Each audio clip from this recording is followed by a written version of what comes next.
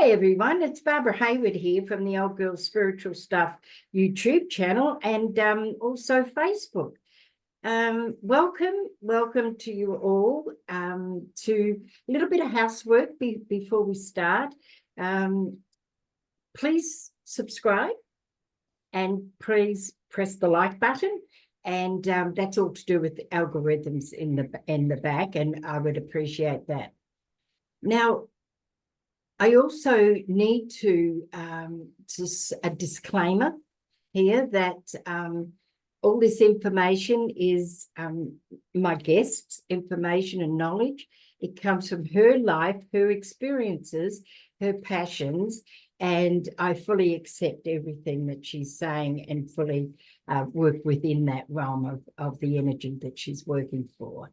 So this is new. This is an area that I've never heard of before. And so when I met Carla for the first time, I was so intrigued because I've been in the spiritual field, as you know, for around, well, consciously for over 40 years. And this is an area of consciousness that I had never heard of before. And I'm not saying that there's not a lot I haven't heard of, because there is, but this was so exciting for me. I was just so enthralled as Carla was explaining, her mission and the things that she's doing, that I just had to interview her so that you could all hear and learn the things and maybe be so intrigued that you contact her later. So without, I guess they say, much any more ado, I'd like to introduce to you Carla Adams. And Carla works with ancestral energy, and she works with energy from the ancestors that allows them to go into the light. But we'll talk a little bit about that a little bit later. So, Carla, welcome. And thank you so much for joining us here today. And I am just so excited to hear your story again and let my audience hear it for the first time. And I'm absolutely intrigued with this incredible work that you're doing on the energetic level. So can I hand it over to you and just introduce yourself and tell us your backstory and how you found the work that you're doing today? All right. I'd love to. Thank you, Barbara, for having me on. And I appreciate it. It's so fun to connect with other women and share our stories, share our lives, right? Yeah. I always introduce myself by saying that I'm a former real estate broker and auctioneer who found out I was clairvoyant when I moved into the house I live in now. And I was doing a lot of meditation and things started happening, right? I had visions and astral travel and all these things. And then I found out there's a ley line in the house and two ley lines, and they intersect in a 90-degree angle. I'm not making a cross, I'm making a 90-degree angle there. And then I found out after that that's a point where ancestors transition into the next realm. Wow. From the vortex. And so anyway,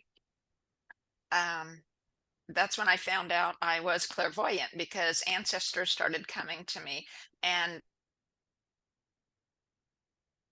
now instead of being a real estate broker, instead of flipping houses, I help people flip their old mindset so that you can move from a mindset of lack to mindset abundance. And I love it. Anyway, so I told a little bit of my story. Actually, I had several other careers too. It's like I'm a lifelong learner, so it's like I just go with what's working for me until something doesn't work, right? And then I pick the next thing that seemed to be working for my life at that time and go to that. So anyway, I had gone through my life being had a lot of sadness and fears from when I was very, very young. And birth story plays a part in each of us. You don't think it does. You think that your life begins when you're born, but actually it begins during gestation. And my parents had one child that was very colicky, and they weren't ready for another pregnancy. Even though they wanted more children, they weren't ready, and they got pregnant. And my mom, for whatever length of time it was, a few hours or a few days or weeks, she didn't want to be pregnant. And I felt I was unwanted. And a lot of people might ask, well, how do you know that, right? How do you remember that? Well, I do spiritual hypnosis to find out what happened. And that wasn't even spiritual hypnosis. That was just going back in time, having the hypnotherapist take me back in time to relive that. And I went through it like 2 or 3 different times about different aspects I wanted more information on. And then I decided I can't do that again. It's too painful every time. And so anyway, and then anyway, so I went through life like this. I had anorexia, where I was, hardly eating and then throwing up what I did eat. I had that, went through that during high school and the first year college, and had a couple really bad marriages. And then life improved for a while. I had 2 children, and life became pretty well for a few years. And then things changed, shifted up again. And after a few years, it was like I hit my emotional bottom. I couldn't keep pushing myself to do more, do better. My dad had died. There was family trauma involved in his death, and I'd gotten, because of all that stress and having a very stressful job as a nursing home administrator, my mind stopped working right. Right. And I could see myself making poor decisions, but I couldn't do anything to stop it. And so I got fired, and I probably should have been, and needed to be, because I needed out of there. Obviously, my mind wasn't working right, and I couldn't take myself out. And so that's kind of a pattern. I just now thought of that. I was in a bad marriage, and I couldn't leave for myself, but I left for my baby. Yeah. So this job I couldn't leave for myself, but my spirit kind of had other ideas, and life shifted, and I was suddenly out. And a few years passed, and then my husband and I were homesteading off grid. We didn't have electricity. We had a generator for power tools and to charge our cell phones. And then we had solar power that was very slight, that could charge the flashlight batteries and stuff like that. And it was really hot, and there wasn't running water, and no refrigeration, and no air conditioning. And I couldn't do it. I got to a place where I realized I had never grieved losing my dad, and I was still grieving because I was hundreds of miles from my grown children and couldn't visit them, and because we didn't have the money to go, because we had to put everything into survival at that point, and getting ready for winter and such. And so anyway, I'd hit my emotional bottom, and I knew that, okay, whatever this pain has been that I had all my life, I have to deal with now, and I have to heal me before I can do anything else. And in healing myself, I wanted to find a new career where I could help others too, and something I could be very passionate about. And it wasn't, we moved right away, and my husband had said, well, if I'll move anywhere you think you'll be happy. And so we ended up in this house we are now. My older son lives within an hour drive, and we're halfway between our mothers, who are getting in their 80s now. And so it was the best place to live. And little did I know that I would be doing what I was doing now. I had come across the energy healing modality of biofield tuning. It was developed by a lady named Eileen Day McCusick, and it works on tuning forks as providing biofeedback to your light waves of the energy body around you, like your aura. It's also called your biofield. Excuse me. It extends about 5 to 6 feet away from you in every direction, and about 2 to 3 feet above your head and below your feet. And it contains a record of your life. This was mapped out by Eileen. She kind of discovered it by accident herself. She was a massage therapist and happened to use tuning forks above a person's body because it seemed to make them feel better. And by accident, she discovered that, oh, it makes noise when I'm away from the body. You know, the tuning forks make a different sound. And so then it led her into many years discovery of what it was all about, why they made a different sound in the around your aura than they did in your body. And so what's found is that the biofield contains a record of your life. At the outer edge of the biofield, about 5 to 6 feet away from your body, is the record of conception, gestation, and birth. And then current day is right next to your body. So like if you're 60 years old, then halfway between the outer edge and your body you would find the record of the emotions you held with things happening in your life when you were about 30. And so tuning forks act as biofeedback to your body. The sound waves are within the scale, just a different scale of light waves. And everything in the universe is made of light particles and the space between those particles that float in light waves throughout the universe, right? And so these particles, when things are going on in our lives where, say, like the example of myself when I was in the womb and felt that I wasn't wanted. I was very, very scared. And so that fear, that can still be found in my outer edge of just conception, gestation, and birth. It's there. But when you use the tuning forks, you come across that part and they make a different sound than they normally make. They make a dissonant sound, non-coherent. And your mind hears that and realizes it's not the cohesive, coherent, normal tone that it's supposed to make at that hertz of sound. And it releases the energy, emotional particles that were stuck in time from those feelings. Because we all forget, and our parents forget, it's been forgotten for millennia, right? That the universe is always working in our favor. Yeah. We experience these emotions and we learn from our parents and we inherit their reactions and other things too. But it's like we go into fight or flight, right? When things happen that we don't like. And so we go into fight or flight and resist those feelings. We don't want to feel them. We don't want to go through whatever's happening, right? And when you look back in all your life, most people can see, oh, that worked for my highest good. I can look back and say, well, losing my job was one of the best things that could happen, right? Hitting my emotional bottom at that point in time was one of the best things that could have ever happened to me. And so you can see after the fact that the universe really is working for our highest good. But the key is the word highest. Yeah. Because we're spiritual beings, right? We just happen to have a physical body at this time. But the highest means the spiritual, right? And so the universe is always working for our spiritual good.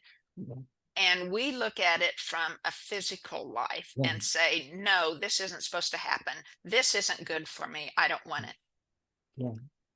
And so anyway, I had found biofield tuning and I got my tuning forks and attended the class. And I was home about 10 days after the class. And I had also been studying a lot about how the young mind works, because I was wondering, well, how did I get all these patterns of sadness and everything I got? And so I was just learning about the mind and how from birth to age 7, or really conception to age 7, right? You're accepting whatever is told you as fact. And you receive your... Sure. I'll just interrupt there. There is a saying, show me the boy, girl at 7 and I'll show you the man or woman. So you're absolutely right. I never looked at it like that, but I've been saying that saying for a good 40 odd years and explaining it in my way, but there is evidence, absolute evidence that that's Yes. true. Yeah. Please.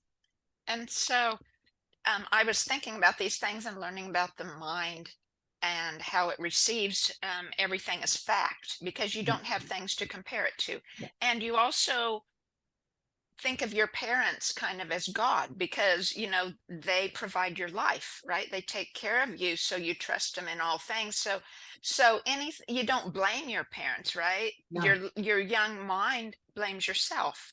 Yeah. And so I had blamed myself in the womb. It's right. They must not want me. I must have done something. I must not be enough. Yeah. Right. I must not be good enough, or can't do enough, or whatever.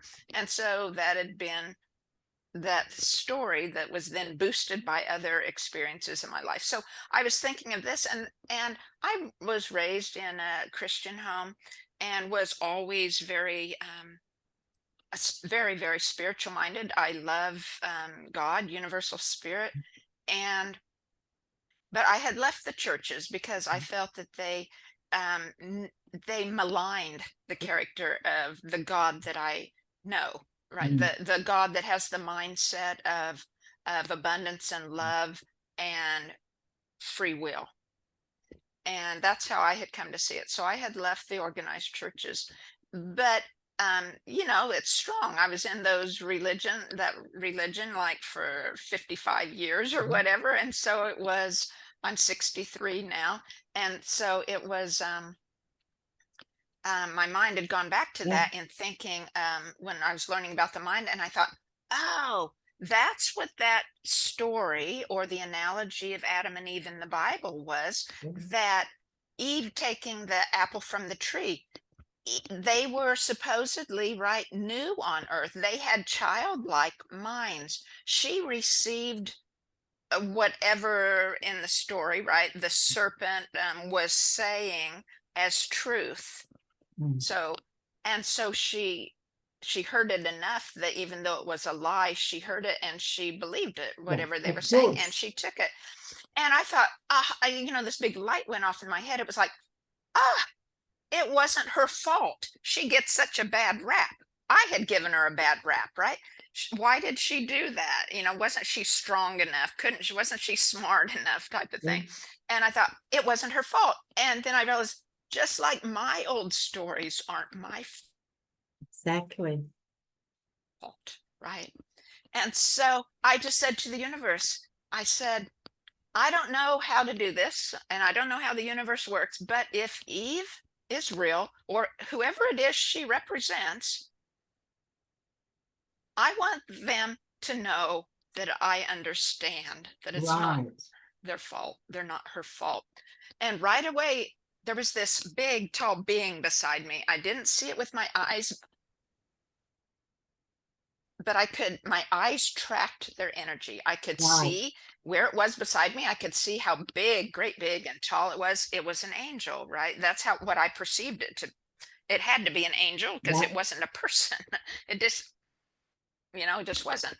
And so, and then I had this overwhelming um, message, I guess, from the angel. And it wasn't just Eve. It was many, many people. Yeah. And they received what I said. They acknowledged what I was saying as truth, right? That it wasn't her fault. And so anyway, that was my first experience with clairvoyance, or Right. of any kind, right? And so I walked back to my house. I'd been walking out in the country, and so I walked back to my house, and I thought, because have just been learning biofield tuning, and I know that EMFs, electromagnetic fields, such as from cell phone towers or microwaves and things, aren't healthy for us. No. And they hurt our electric being, right? And so I thought, well, hey, these spirits, these people that have died, right, and I perceive them to be in the oneness, because I didn't want to work with people who weren't in the oneness, because it might not be safe, right? So I only wanted to work Absolutely. with those who Yeah. were already in heaven. Yeah. And so it was like I perceived that, well, they're total spirit, not even physical. I bet they're receiving damage to their electrical beings from these EMFs also. And so I said, well, to the universe, I want to help them if they need my help, but I want their permission.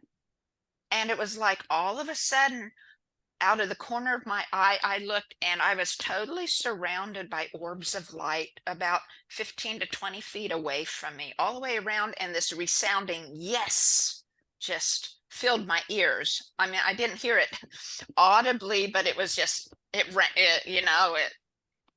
filled my So, head. It was so just so loud. what I'm getting here is that you found it. You found it, didn't you, for you? I did. This was your journey. This is, every step leads to something. And if we keep our eyes open, it'll lead us to our purpose. Now, I'm having not a clairvoyant moment, but I'll say it. I'm having a clairvoyant moment that we're going to hear from you about your incredible work that you're doing now. That was what led you to there. Yeah, it did, because after I saw that those orbs of light around me, then I started working with my tuning forks in there. I just pretended I had a hologram on my massage table of their physical bodies, or their spirit beings in a hologram, because I figured, well, we as living have auras or biofield, that they had one too. And so I just started working in that, and definitely there was electromagnetic damage. And so I worked on healing what I could, tuning it to get it to the energy to flow again. And so it wasn't another month, maybe 6 weeks after I saw the orbs of light, that I was sitting in my kitchen one day, and my grandfather was suddenly beside me, standing beside me. He had been dead for 25 years. And that's the first ancestor, right? And I saw him with my eyes. No, well, again, I tracked his energy, but he was so real, and I could see him in my mind, right? And it wasn't him that I knew as a child, or even, I mean, he died. I was probably 40 when he died. It wasn't that. He was about 50 is what he looked like. And he said, I want to go to the oneness and I need your help. And I thought, well, what can I do to help? What do I do? And he said, use your tuning forks.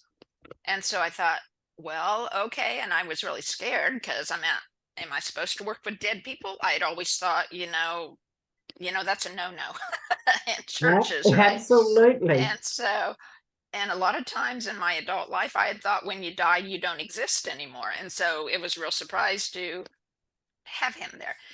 But I wanted to help my grandfather, of course. And so it was like, okay, I'll help. So I asked Spirit, well, do I tune him by himself, or do I tune his energy within me?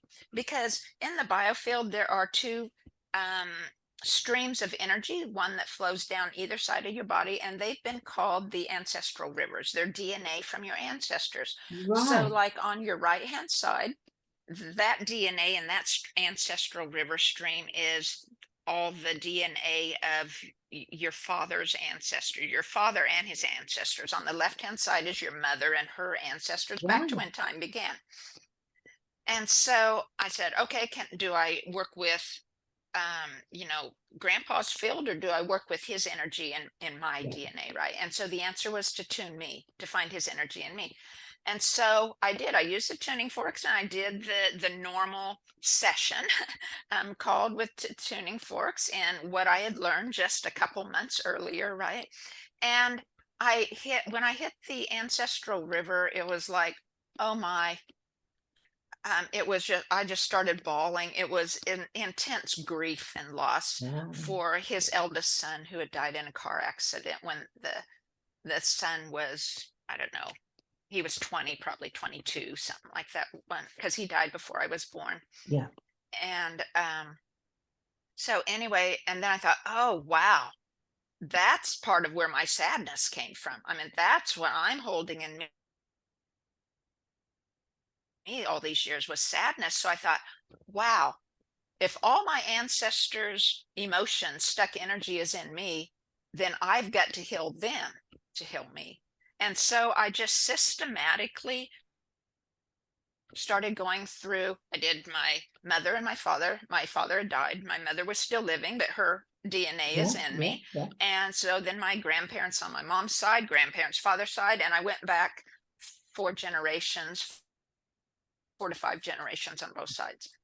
And I was I did it that way because I knew something about them. Both sides of my family had done genealogy work. Yeah. And so I knew some of the names and Yeah. some of their, positions in life, or, what they did for a living, or how many children they had, and different things like that. And so I did that. But what happened was, when I was working, it was like they were there.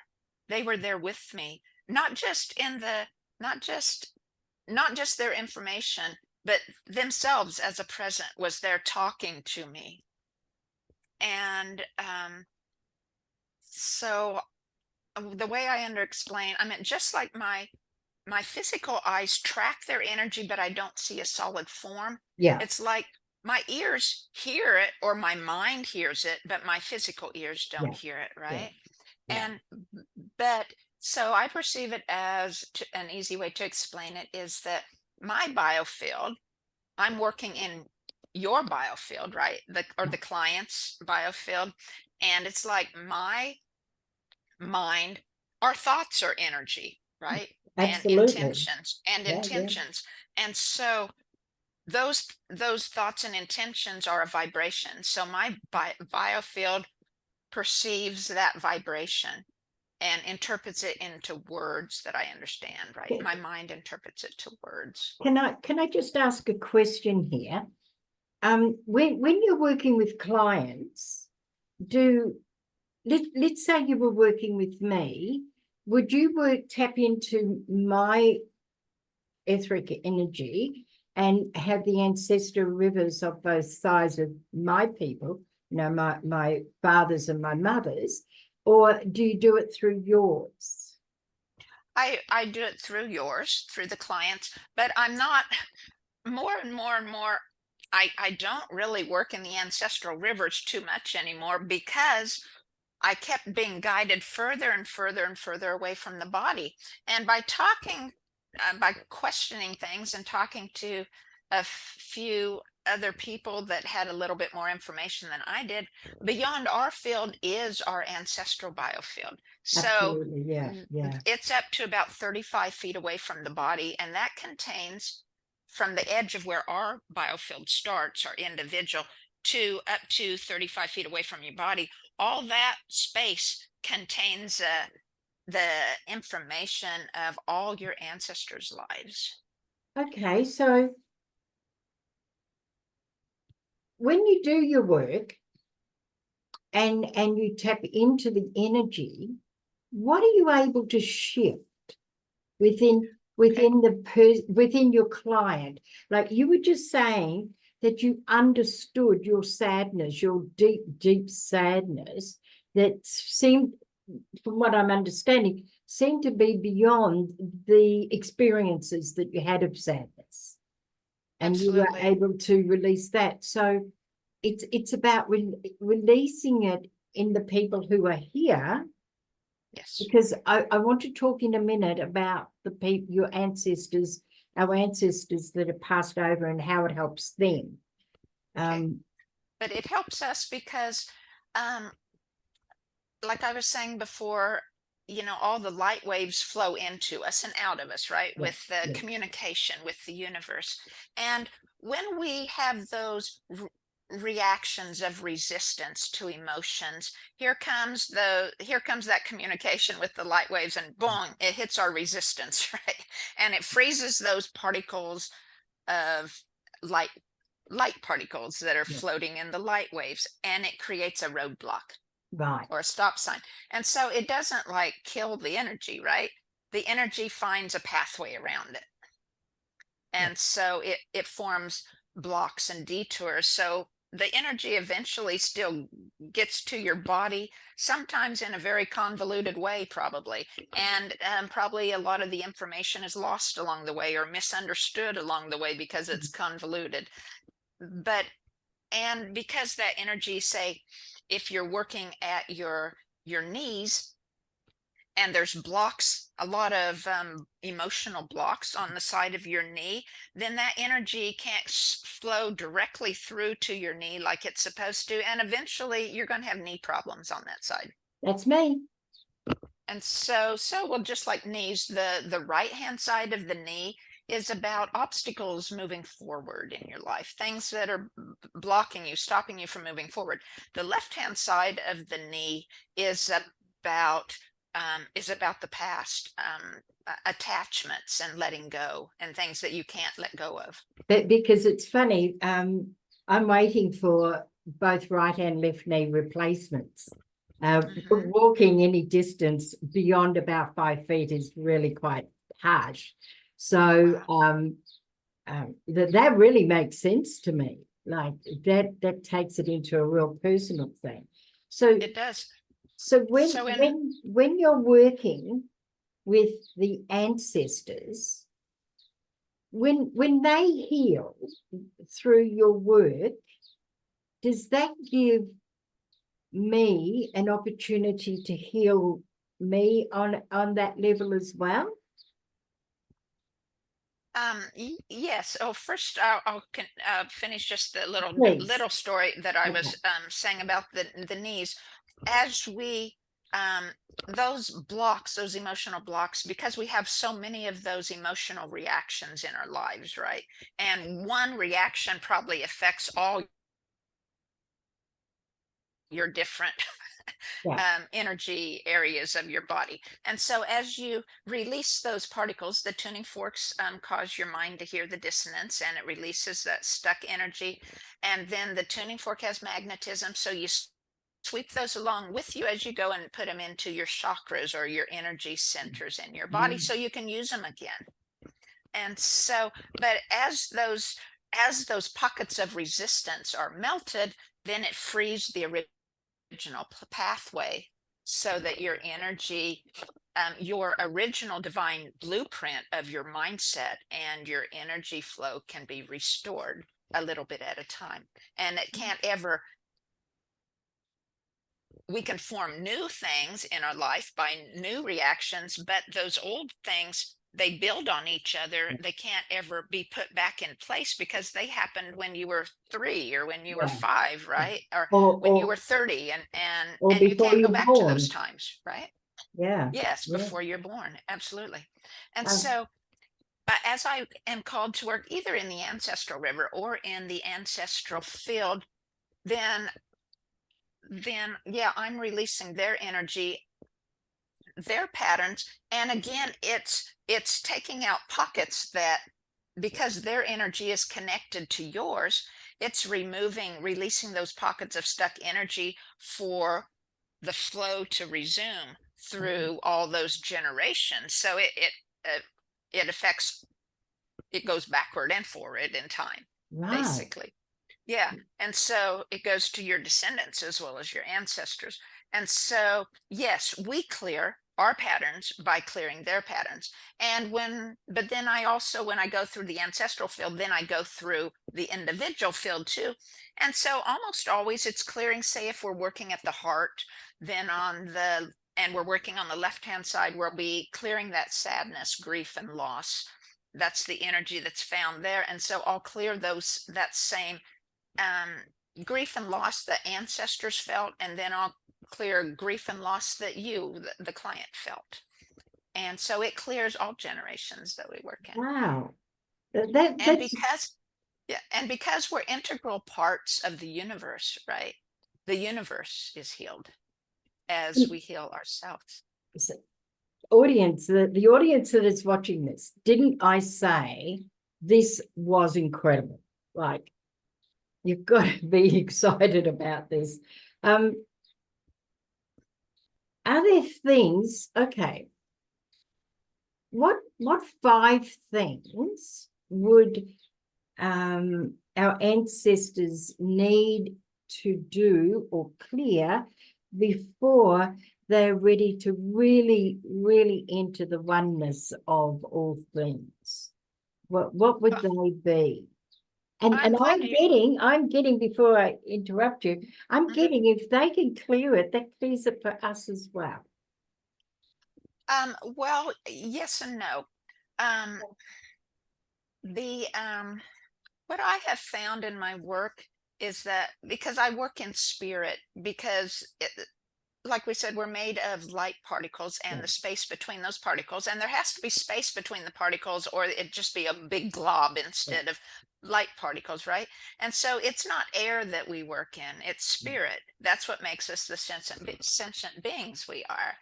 And so as I work, I'm guided by spirit Yeah. because I'm working in spirit. And so I had found in working with the ancestors that there are the five things that once they have died, their physical body has died, their life goes on. They exist in the realm of nature around us. I call it a biofield of nature that contains all the plants and trees and earth and us, right?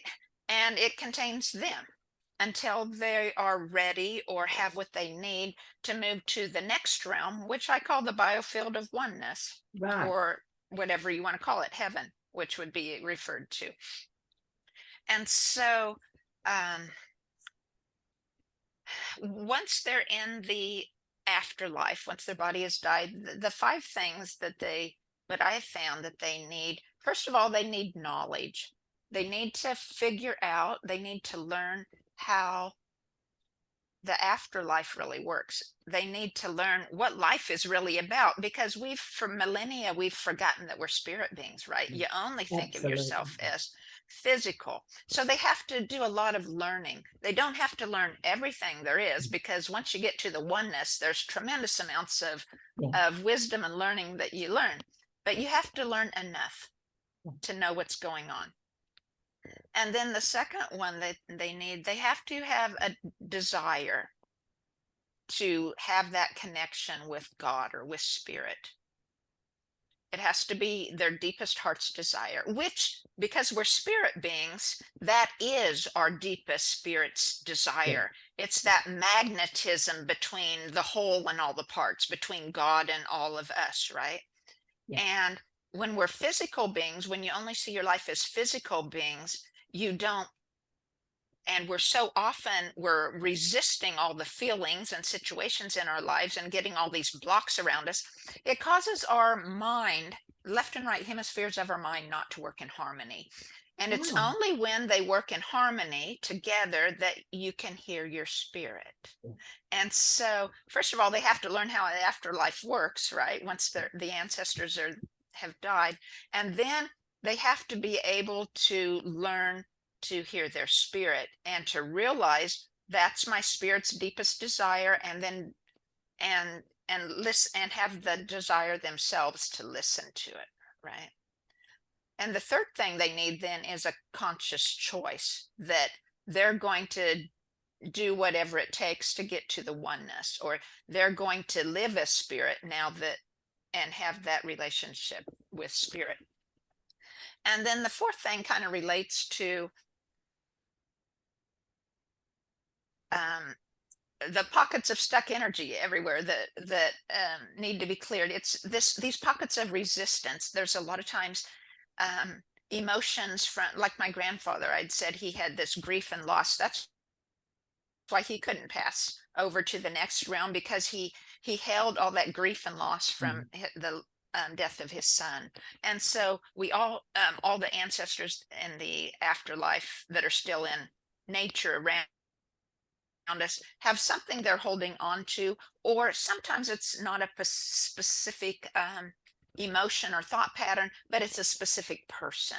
Like they think they can help someone by staying closer, when really, once they have the mindset of God and have access to all the resources of limitless energy everywhere, they're much more of help once they're from the oneness, right? Exactly. Than they would be in nature around us, where their mindset is limited.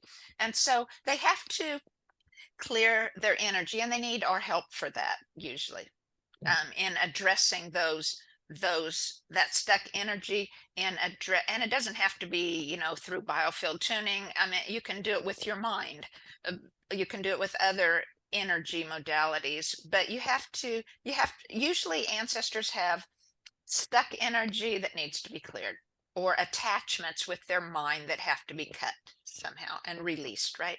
And the fifth thing they need is from us again. They're what I see in the afterlife with all these ancestors, they're in grayscale. Like, we're in full color, right? Well, I gotcha. And they're in grayscale. Like I relate it to a flashlight whose battery is about ready to die. And so they don't have voltage. We're energy beings. They don't have voltage, Right. and or very little voltage, I should say. And so as they grow in knowledge, as they tap into their heart's desire, their spirit's desire, as they make a conscious choice, as they clear this energy, their voltage grows. Okay. But then the final thing they need to grow their voltage is to be able to have our acknowledgement of their lives, our gratitude, which is felt as love, but it can be as much as our attention, just in allowing them to tap into their energy within us to provide the voltage they need to go to the next realm. And then their angel meets them and makes it happen, right? Right. Wow. And so those are the 5 things. And what I have found that us as living, because I wasn't satisfied finding out what the ancestors need. It's like, oh, well, okay, well, what do I need? Right? Yeah. What do all of us around us need? How can we prevent staying for millennia or 50 years or 2 years, right? However long the ancestors are in the waiting place. I call it the waiting place because they're just waiting, right, for life to get better and for their life to change. And so I said, well, what do the living need?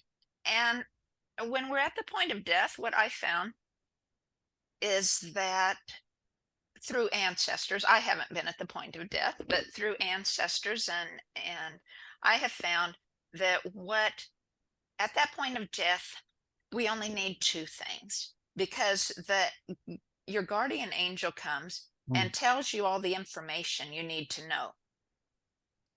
And it releases any stuck energy you need released. And it provides the voltage you need to go to the oneness. So it leaves you as a living person. You need to be able to have the sincere, deep heart's desire for God or for the oneness, right? Yeah. For spirit. And you need to make a conscious choice to go. Wow. Wow. Wow. I'm really conscious of time. But wow, that's what I can say.